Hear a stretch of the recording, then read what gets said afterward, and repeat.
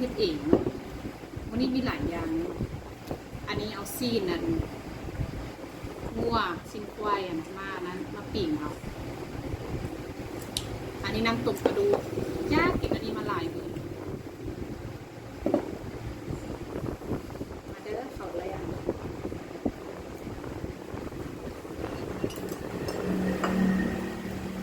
พักอันนี้นะมีแก้วเป็นยา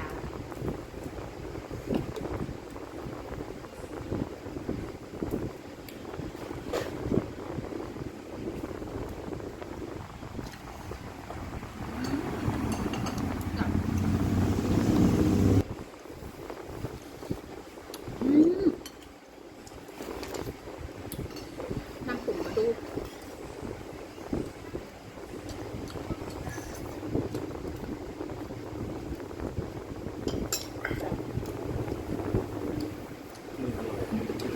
เนื้อล้วนเลยอร่อยพวกนี้เนี่ยมันจะหยาบ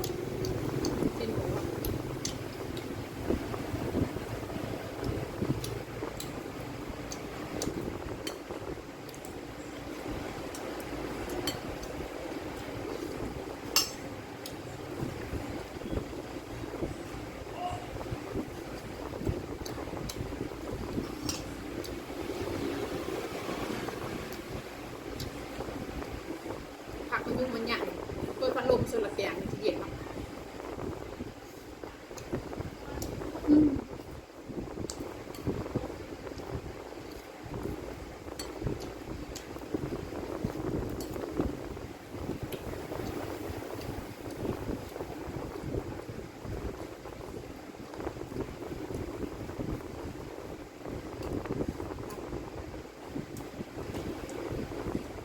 โบกกับมีผักมันยุ่งมันใหญ่อะไรเนี่ย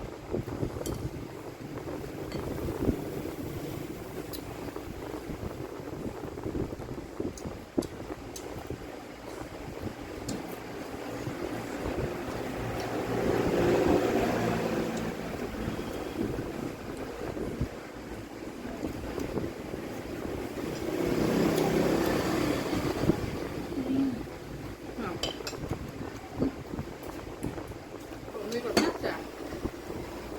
ดิ่งจนน้ำมัน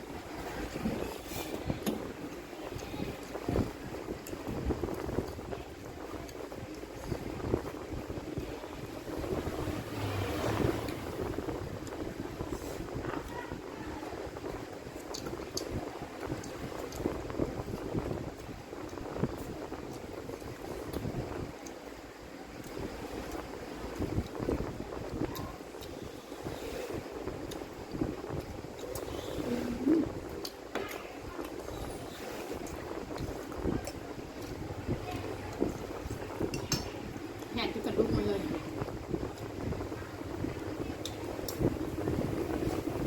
จ้ะนี่กับประเทศเพื่อนเขาต้องตับตุ่มที่แรกก็จับ6 น้ำอันนี้อยากกินน้ำมันสูงๆก็เลยกว่าบุรีเนียนตอนอยากกินแบบแกงม่อน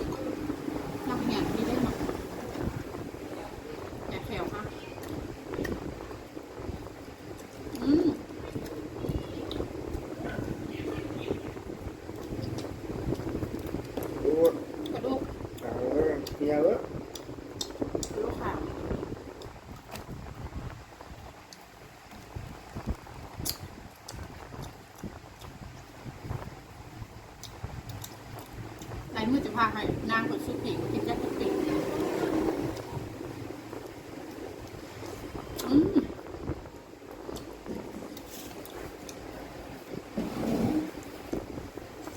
ต่ำท้อง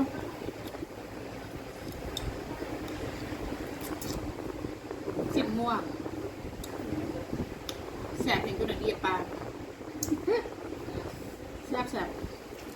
เดียหินว่าเดียหินสั่นแค่เอาหินคือเดียแต่เอาเสียลงสมอตุ่มเลยตุ่มมาเลยของยาบาดแล้วมันตุ่มยากินกุหลาบเลยเนาะยากเอาไปตุ่มมัน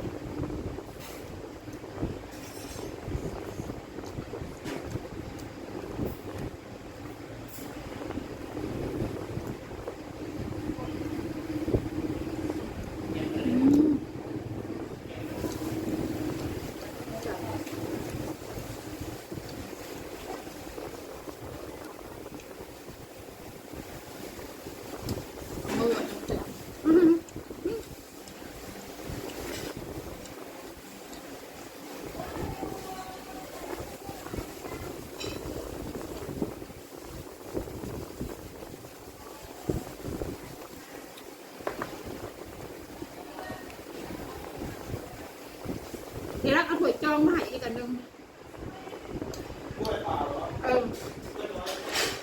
ถ้วยน้อยก็ได้ถ้วยว่าจะก็ได้กินมากินนานา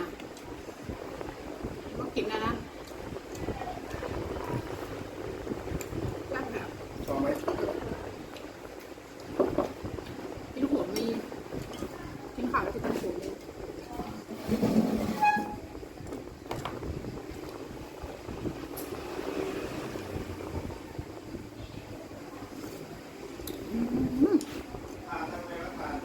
ปลาไปหั่นเลยยังที่ตุ่มน้ำยาตุ่มน้ำยาให้ตุ่มกระดูกปลาไว้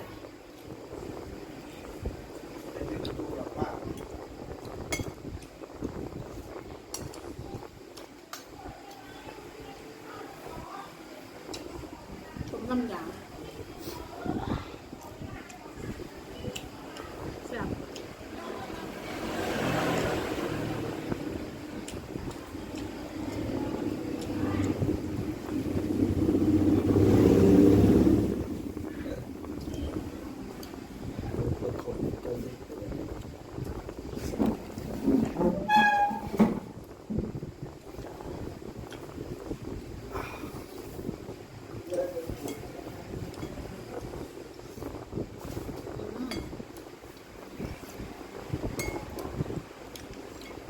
แซ่บน้ำเขาจะบดไซส์นั่นหลายคือ